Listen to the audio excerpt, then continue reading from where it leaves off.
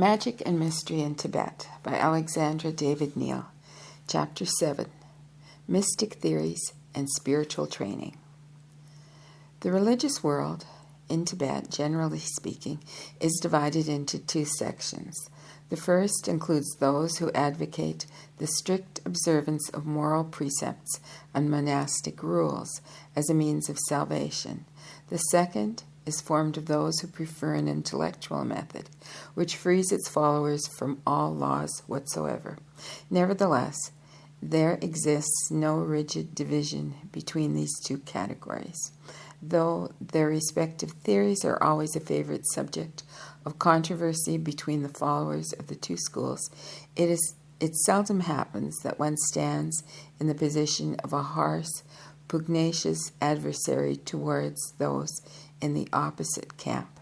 Even the monks attached to morality acknowledge that a virtuous life and a monastic discipline, though of great value and advisable for the many, are but a mere preparation to a higher path. As for the adepts of the second system, they all believe in the beneficial results of a faithful adherence to the moral laws and the rules laid down for members of the religious order. Moreover, all are unanimous in declaring the first method the safer of the two. A pure life, the performance of good deeds, righteousness, compassion, detachment from worldly cares, selflessness,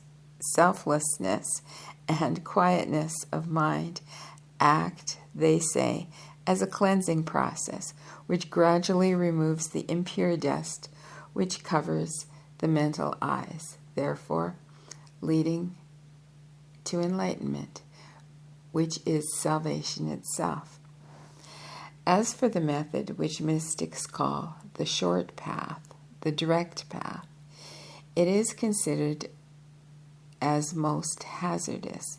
It is, according to the masters who teach it, as if instead of following the road, one goes round a mountain, ascending gradually towards the summit. One attempted to reach it in a straight line, climbing perpendicular rocks and crossing chasms on a rope. Only first-rate, equilibrists, exceptional athletes, completely free of giddiness, can hope to succeed in such a task. Even the fittest may fear sudden exhaustion or dizziness, and there inevitably follows a dreadful fall in which the too presumptuous alpinist breaks his bones. By this illustration, Tibetan mystics mean a spiritual fall, leading to the lowest and worst degree of aberration and perversity in the condition of a demon. I have heard a learned Lama maintain that the bold theories regarding complete intellectual freedom and the enfranchisement from all rules whatsoever, which are expounded by the most advanced adepts of the short path, are the faint echo of teachings that existed from time immemorial in Central and Northern Asia. The Lama was convinced that these doctrines agree completely with the Buddhist highest teaching, as it was made evident in various passages of his discourses. However, said the Lama, the Buddha was well aware that the majority do better to abide by rules devised to avert the baleful effects of their ignorance and guide them along paths where no disasters are to be feared. For that very reason, the all-wise master has established rules for the laity and monks of average intelligence. The same Lama entertained serious doubts as to the Aryan origin of the Buddha. He rather believed that his ancestors belonged to the yellow race and was convinced that his expected successor, the future Buddha Maitreya, would appear in northern Asia. Where did he get these ideas? I have not been able to find out. Discussion is hardly possible with Oriental mystics. When once they have answered, "I have seen this in my meditations," little hope is left to the inquirer of obtaining further explanations. I have also heard similar ideas expressed by Newars from Nepal. Their argument was that the native land of the Buddha was their own country.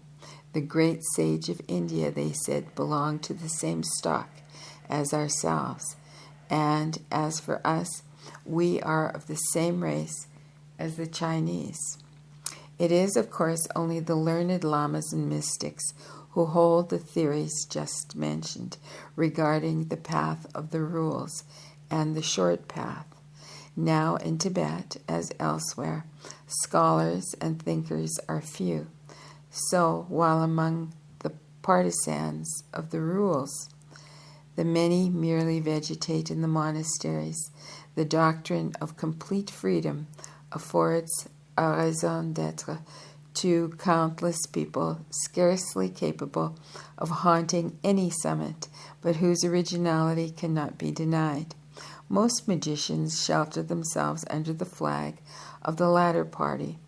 Not that many of them seek rapid spiritual achievement.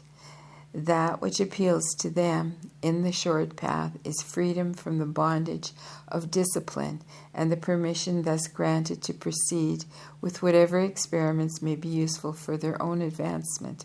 The formula is vague enough to allow interpretations that fit all kinds of characters. A broad classification of Tibetan professed magicians and students of the magic art divides them into two categories. The first includes all those who do not seek direct mastery over nature, but only the power of coercing certain gods and demons to secure their help. The men who practice that method believe in the real existence of beings of the other worlds as entities completely distinct from them. They also think that their own ability and power are much inferior to those of the personalities whom they endeavor to enslave, and that they would be incapable of obtaining the results which they expect from the latter's help by their own efforts. Again, whatever other means they use, spells, charms, etc., they also implicitly recognize that their active power, though put into motion by the man who uses them, does not emanate from him. In the second category, only a small number of adepts are to be reckoned.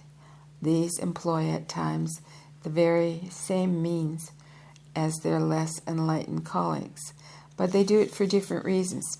They hold the view that the various phenomena which the vulgar consider as miracles are produced by an energy arising in the magician himself, and depend on his knowledge of the true inner essence of things. Most of them are men of retired habits, even hermits who do not exhibit any singularity in their ways and appearances. They make no attempt to exhibit their powers and often remain entirely unknown. On the contrary, the magician of the first group are fond of indulging in many kinds of showing and bewildering eccentricities.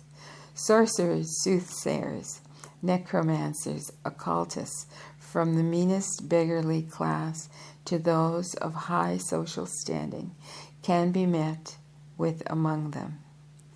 A lover of odd discourses and deeds may enjoy himself listening to the theories regarding integral freedom and its practice that are current in such society. But behind these absurd extravagances, there are elements of knowledge regarding old traditions, forgotten history, and the handling of psychic forces to be gleaned. But in these circles, as elsewhere in Tibet, the great difficulty is to gain a footing.